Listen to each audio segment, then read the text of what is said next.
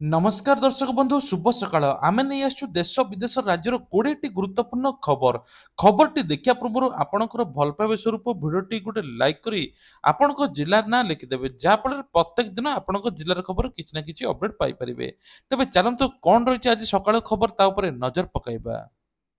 सुभद्रा हिताधिकारी और लक्षपति दीदी सृष्टि रे केन्द्रापड़ा नंबर वन एने कि मुख्यमंत्री मोहन चरण माझी आज सूचना देइचंती। जम्बो मार्साघाई केनाल नै आलोचना मध्ये होईछि।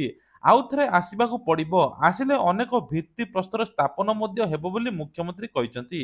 सेपटे सुभद्रा हिताधिकारी लक्षपति दीदी सृष्टि रे केन्द्रापड़ा नंबर वन बोली आज मुख्यमंत्री कहिचंती। मेडिकल कॉलेज आरसेल मित्तल शिल्प ने समीक्षा कोली କହିଛନ୍ତି ଖୋଦ୍ ମୁଖ୍ୟମନ୍ତ୍ରୀ ମୋହନ ଚରଣ ମାଝୀ।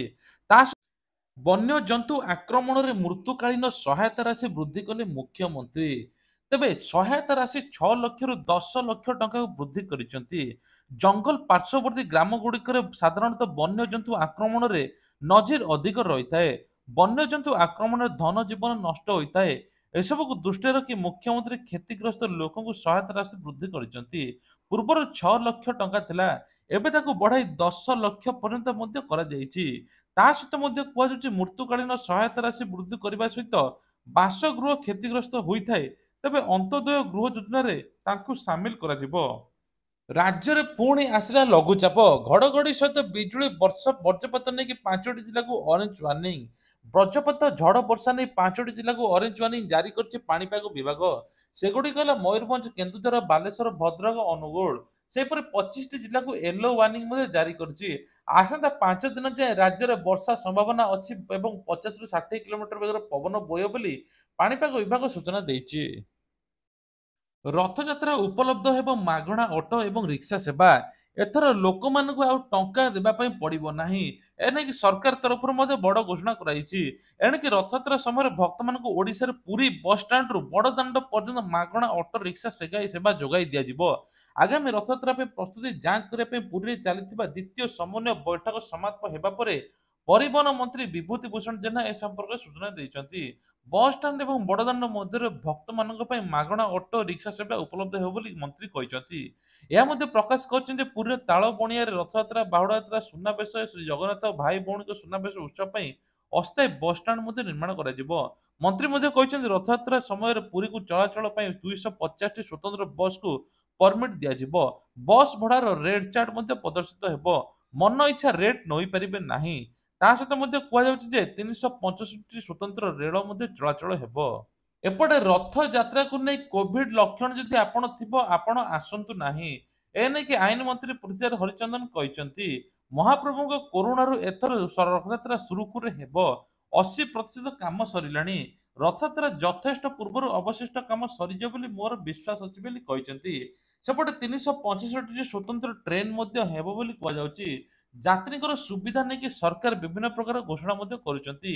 ଏବେ ମଧ୍ୟ କହିଛନ୍ତି ଶ୍ରଦ୍ଧାଳୁଙ୍କ ପାଇଁ କି ପାନୀୟ ଜଳ, ଶୌଚାଳୟ, ରହଣି ସୁବିଧା, ଅପରାଧ ଦମନ, ଭିଡ ନିୟନ୍ତ୍ରଣ, ଠାକୁରଙ୍କୁ ଶୃଙ୍ଖଳିତ ଦର୍ଶନ ମୂଲ୍ୟରେ ଉଚିତ ମୂଲ୍ୟରେ ମଧ୍ୟ ମହାପ୍ରସାଦ ଉପଲବ୍ଧ କରିବ। ବସ୍ ଓ ଟ୍ରେନ୍ ଯାତ୍ରାକୁ ସହଜ ସୁଗମ କରିବା ଏବଂ ସଫେଇ, ଉତ୍ତମ ମାନର ଖାଦ୍ୟ ବିକ୍ରି, ଶ୍ରଦ୍ଧାଳୁଙ୍କ ସୁରକ୍ଷା ସର୍ବୋପରି ରଥଯାତ୍ରାରେ ନୀତି ନିର୍ଘଣ୍ଟ ନୀତିକାନ୍ତ ଉପରେ ମଧ୍ୟ ଆଲୋଚନା ହୋଇଛି। ରାଜ୍ୟର 100ରୁ 150 ଗାଁ ହେବ ମହାପୁରୁଷଙ୍କର ଆଦର୍ଶ ଗାଁ। ଏନେଇ ମନ୍ତ୍ରୀ ରବି ନାୟକ ସୂଚନା ଦେଇଛନ୍ତି।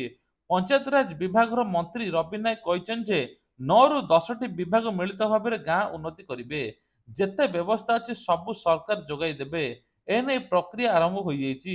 ଖୁବ୍ ଶୀଘ୍ର ଏହା କାର୍ଯ୍ୟକାରୀ ହେବ ବୋଲି ମନ୍ତ୍ରୀ ମଧ୍ୟ କହିଛନ୍ତି। କାୟା ବିସ୍ତାର କଲାଣି କରୋନା ଭାଇରସ। ଏନେଇକି ରାଜ୍ୟରେ ଗଞ୍ଜାମରେ ମଧ୍ୟ ପ୍ରଥମ ପଜିଟିଭ ଚିହ୍ନଟ ହୋଇଛି। ଏବେ ଟୋଟାଲ ରାଜ୍ୟରେ 56 ପଜିଟିଭ ଥିବାବେଳେ ଏବେ ଟୋଟାଲ ଦେଶରେ 6500 ଟପିଲାଣି। ଆଉ ପ୍ରତିଦିନ 200ରୁ 300 କରୋନା ପଜିଟିଭ ବାହାରୁଛନ୍ତି। ତାଙ୍କ ମଧ୍ୟରୁ ଗତକାଲି କାହାର ମୃତାହତ ନ ହୋଇଥିବା ବେଳେ ଏବେ ପାଖାପାଖି 6500 ଟପି ଗଲାଣି ପଜିଟିଭ। କେରଳରେ ସର୍ବାଧିକ କରୋନା ପଜିଟିଭ ଅଛି। ଯଦି ଆପଣଙ୍କୁ ଥଣ୍ଡା, ଜ୍ୱର, ଥକାପଣ ଲାଗୁଛି ତୁରନ୍ତ ପରୀକ୍ଷା କରିନିଅନ୍ତୁ। ମାସ୍କ ଏବଂ ସାନିଟାଇଜର ମଧ୍ୟ ବ୍ୟବହାର କରନ୍ତୁ। ସତର୍କ ରୁହନ୍ତୁ, ସାବଧାନ ରୁହନ୍ତୁ। ଏଣିକି ଗୋଟିଏ ଆପ୍‌ରେ ସବୁ କିଛି ପାଇବେ। ଏନେଇକି ରାଜସ୍ୱ ମନ୍ତ୍ରୀ ସୁରେଶ ପୂଜାରୀ ସୂଚନା ଦେଇଛନ୍ତି। ତେବେ କହୁଛନ୍ତି ଯେ ପ୍ରମାଣପତ୍ର, ଆୟପତ୍ର, ଆବାସିକ ପ୍ରମାଣପତ୍ର ତହସିଲ ଅଫିସକୁ ଯାଉଥିଲେ ଏଥର ଘରେ ବସି ଆବେଦନ କରିପାରିବେ। ଆପ୍ ଆସିବା ପରେ ସବୁକିଛି ପ୍ରମାଣପତ୍ର ପାଇପାରିବେ।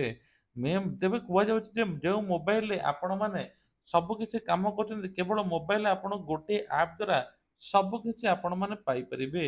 ଏନେଇକି ମନ୍ତ୍ରୀ ସୂଚନା ଦେଇଛନ୍ତି। ଏହି ତଥ୍ୟ ଆବେଦନକାରୀ ଘରେ ବସି ଡାଉନଲୋଡ୍ ମଧ୍ୟ କରିହେବ। ପ୍ରମାଣପତ୍ରକୁ ବ୍ୟବହାର କରିପାରିବେ। ସାଧାରଣ ଲୋକ ରାଜସ୍ୱ ବିଭାଗରେ ମଧ୍ୟ ବାଧକ ଦୂର ହେବ। ରାଜସ୍ୱ ଦେବା ପାଇଁ ଆଉ ସରକାରୀ କାର୍ଯ୍ୟାଳୟକୁ ଦୌଡ଼ିବାକୁ ପଡ଼ିବ ନାହିଁ। ରାଜସ୍ୱ ସେବା ହୋମ୍ ଡେଲିଭରି କରିବୁ ଆମେ ବୋଲି ଶ୍ରୀ ପୂଜାରୀ କହିଛନ୍ତି। ମୁଖ୍ୟମନ୍ତ୍ରୀଙ୍କର ବଡ଼ ଘୋଷଣା, ଏନେକି କେନ୍ଦ୍ରାପଡ଼ାରେ ହେବ ମେଡିକାଲ କଲେଜ। ମୁଖ୍ୟମନ୍ତ୍ରୀଙ୍କର ବର୍ଷ ପୂର୍ତ୍ତି ଆସନ୍ତା 12 ତାରିଖରେ ହେବା ପାଇଁ ଯାଉଛି। ଏନେଇକି ମଧ୍ୟ ଦେଶର ପ୍ରଧାନମନ୍ତ୍ରୀ ନରେନ୍ଦ୍ର ମୋଦି ମଧ୍ୟ ଓଡ଼ିଶା ଆସିବାର ଅଛି। ସରକାର ତରଫରୁ ବଡ଼ ବଡ଼ ଯୋଜନା ମଧ୍ୟ ସାମିଲ ହେବ। ଭତ୍ତା ଟଙ୍କା ମଧ୍ୟ ମିଳିବ। ତେବେ ବୈଠକରେ ଜଙ୍ଗଲ ସୁରକ୍ଷା, ପର୍ଯ୍ୟଟନ, ଗ୍ରାମ୍ୟ ଉନ୍ନୟନ, ସଡ଼କ ପରିବହନ, ସ୍ୱାସ୍ଥ୍ୟ, ସୁସ୍ଥ ଜଳସେଚନ, ମହିଳା ସଶକ୍ତିକରଣ, କୃଷି ସମେତ ସମ୍ପଦରେ ଏ ସମ୍ପର୍କରେ ଜିଲ୍ଲାପାଳ ଅଧିକାରୀଙ୍କ ସହିତ ମନ୍ତ୍ରୀ ମଧ୍ୟ କଥା ହେଇଛନ୍ତି। କେନ୍ଦ୍ରାପଡ଼ା ଜିଲ୍ଲାର ଏହି ସବୁ ଉପଯୁକ୍ତ କାର୍ଯ୍ୟ ଏବଂ ଆହୁରି ମଧ୍ୟ ଦେଖି ମୁଖ୍ୟମନ୍ତ୍ରୀ ପ୍ରଶଂସା କରିଥିଲେ। ମୁଖ୍ୟମନ୍ତ୍ରୀ କହିଥିଲେ ଯେ କେନ୍ଦ୍ରାପଡ଼ାରେ ଆହୁରି କିଛି ଯୋଜନାମୂଳକ କାର୍ଯ୍ୟ ହେବ। ରାସ୍ତା ନିର୍ମାଣ, କେନାଲ, ପାନୀୟ ଜଳ ଯୋଗାଣ, ଶିକ୍ଷା ଓ ସ୍ୱାସ୍ଥ୍ୟ ଭିତ୍ତିଭୂମି ନିର୍ମାଣରେ ଉଲ୍ଲେଖନୀୟ ପ୍ରଗତି ହୋଇଛି କେନ୍ଦ୍ରାପଡ଼ାରେ।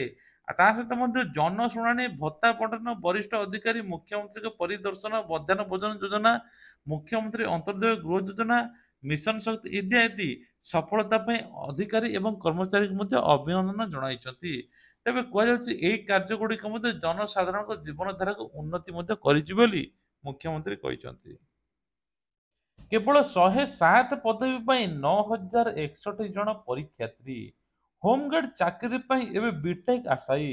107 ପଦବୀ ପାଇଁ 9,061 ଜଣ ପରୀକ୍ଷାର୍ଥୀ। ରାଉରକେଲା ପୋଲିସ ଦ୍ୱାରା ଆୟୋଜିତ ହୋମଗାର୍ଡ ନିଯୁକ୍ତି ପରୀକ୍ଷାରେ ଉଚ୍ଚଶିକ୍ଷିତ ପ୍ରାର୍ଥୀ ଉପସ୍ଥିତ ଦେଖିବାକୁ ମିଳିଛି। ଯଦିଓ ଚାକିରି ମାତ୍ର ପାଇବେ 107 ଜଣ, କିନ୍ତୁ ପରୀକ୍ଷା ଦେଇଛନ୍ତି 9,061 ଜଣ। ତେବେ ଏଥିରୁ ଜଣାପଡ଼ୁଛି ଦେଶରେ ବେକାରୀ ସମସ୍ୟା କେତେ ଅଛି। ସରକାର ୟା ଉପରେ ଧ୍ୟାନ ଦେବା ଦରକାର, ନିଶ୍ଚିତ ପଦକ୍ଷେପ ମଧ୍ୟ ଦରକାର। ବ୍ଲକ ସ୍ତରୀୟ ସୁଭଦ୍ରା ଶକ୍ତି ପାରମ୍ପରିକ ଖାଦ୍ୟ ପ୍ରତିଯୋଗିତା। ତେବେ ସ୍ୱୟଂ ସହାୟକ ଗୋଷ୍ଠୀ ସଦସ୍ୟମାନେ ସାମିଲ ହୋଇ ପାରମ୍ପରିକ ଦ୍ରବ୍ୟର ପାରମ୍ପରିକ ପିଠା, ମଣ୍ଡା ଇତ୍ୟାଦି ତିଆରି କରିଥିଲେ। କ୍ଷୁଦ୍ର ଶସ୍ୟର ବ୍ୟବହାର ସହିତ ମିଲେଟ୍ ଖାଦ୍ୟ ବହୁଳ ବ୍ୟବହାର ସାଙ୍ଗକୁ କୋଦା ଚାଉଳ ଉପରେ କରୁଥିଲେ। ଏହା ଚାଉଳ ବହୁ ଔଷଧୀୟ ଗୁଣ ରହିଛି। ଏହାର ମଧ୍ୟ ଖାଦ୍ୟ ପ୍ରସ୍ତୁତି ପ୍ରଣାଳୀ ଆଧୁନିକତା ଶୈଳୀରେ ମିଶ୍ରଣ କରି କୋଦୋ ପଲାଉ କରିଛନ୍ତି। ଆରିସା ପିଠା, ମଣ୍ଡା, ବିରି ପିଠା, ମୁଗ ବରା ଏବଂ ବିଭିନ୍ନ ପ୍ରକାର ପିଠା ମଧ୍ୟ କରିଛନ୍ତି।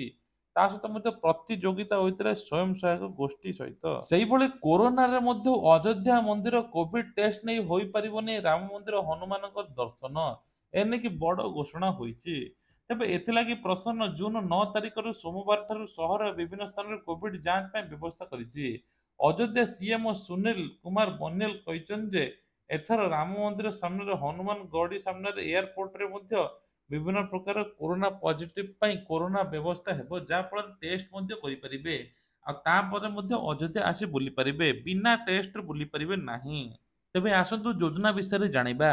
ପ୍ରଥମ ହେଲା ସୁଭଦ୍ରା ଟଙ୍କା ତୃତୀୟ କିସ୍ତି ମିଳିବା ପାଇଁ ଯାଉଛି ରକ୍ଷାବନ୍ଧନ ଦିନ ଏକା ସାଙ୍ଗରେ 15,000। ଯେଉଁମାନେ ପ୍ରଥମ ଦ୍ୱିତୀୟ କିସ୍ତି ପାଇନାହାନ୍ତି ସେମାନେ 15,000 ଟଙ୍କା ପାଇବେ ବୋଲି ଉପମୁଖ୍ୟମନ୍ତ୍ରୀ ପ୍ରଭାତ ପରିଡ଼ା ସୂଚନା ଦେଇଛନ୍ତି। ତା ସହିତ ମଧ୍ୟ ଭତ୍ତା ଟଙ୍କା ଖୁବ୍ ଜଲ୍ଦି ଏଇ ମାସରେ ମିଳିବା ପାଇଁ ଯାଉଛି 3,500 ଟଙ୍କା। ଯେଉଁମାନଙ୍କର ଏବେ ଏପର୍ଯ୍ୟନ୍ତ ଭତ୍ତା ଟଙ୍କା ମିଳିନି ସେମାନଙ୍କୁ 3,500 ଟଙ୍କା ଯୋଗାଇ ଦେବେ। 60ରୁ 79 ବୟସର ଲୋକଙ୍କର ମଧ୍ୟ ଭତ୍ତା ଟଙ୍କା ବଢ଼ିବ ବୋଲି ମନ୍ତ୍ରୀ କହିଛନ୍ତି। ତା ସହିତ ମଧ୍ୟ ଆଉ ଗୋଟେ ବଡ଼ ଖବର ହେଲା ଅନ୍ତର୍ଜୟ ଗୃହ ଯୋଜନା ବା ପ୍ରଧାନମନ୍ତ୍ରୀ ଆବାସ ଯୋଜନା ଘର ଏବେ ମିଳିବ ଜୁନ 12 ତାରିଖରେ। ଜୁନ 12 ତାରିଖରେ ହିତାଧିକାରୀଙ୍କ ପାଖରେ ଥିବ ଘର। ଏନେକି ସରକାର ତରଫରୁ ମଧ୍ୟ ବଡ଼ ଘୋଷଣା ହୋଇଛି। ତା ସହିତ ମଧ୍ୟ ଆଉ ଗୋଟେ ସବୁଠୁ ବଡ଼ ଇମ୍ପୋର୍ଟାଣ୍ଟ ଘୋଷଣା ସରକାର କରିଛନ୍ତି ଯେ ସ୍କୁଲ ଛାତ୍ରଛାତ୍ରୀଙ୍କ ପାଇଁ ଏଥର ବିଭିନ୍ନ ପ୍ରକାର ଯୋଜନା ହବ। ମାଧବ ଯୋଜନାରେ ଯେମିତି 5,000 ଟଙ୍କା ଦିଆଯାଇଥିଲା ସେମିତି ମଧ୍ୟ ଆଗକୁ ଦିଆହବ ବୋଲି କୁହାଯାଉଛି। ଏମିତି ଚାଷୀମାନଙ୍କ ପାଇଁ ମଧ୍ୟ କିଷାନ କ୍ରେଡିଟ୍ କାର୍ଡରେ 2 ଲକ୍ଷ ପରିବର୍ତ୍ତେ 5 ଲକ୍ଷ କରିଛନ୍ତି ଏବଂ ଏମ୍ଏସ୍ଏମ୍ଇ ଯୋଜନା ଲୋନ୍ 10 ଲକ୍ଷ ପରିବର୍ତ୍ତେ 20 ଲକ୍ଷ କରିଛନ୍ତି କେନ୍ଦ୍ର ସରକାର। ଏନେକି ମଧ୍ୟ ବଡ଼ ଘୋଷଣା ହୋଇଛି। ତେବେ ଇଏ ଥିଲା ଆଜିର ଦେଶ ବିଦେଶ ରାଜ୍ୟର କିଛିଟା ଗୁରୁତ୍ୱପୂର୍ଣ୍ଣ ଖବର। ଯଦି ଖବରଟି ଭଲ ଲାଗିଲା ଭିଡ଼ିଓକୁ ଲାଇକ୍ କରିବା ସହିତ ଚ୍ୟାନେଲରେ ନୂଆ ଥିଲେ ସବସ୍କ୍ରାଇବ୍ କରିବା ପାଇଁ ଭୁଲିବେ ନାହିଁ। ଜୟ ଜଗନ୍ନାଥ।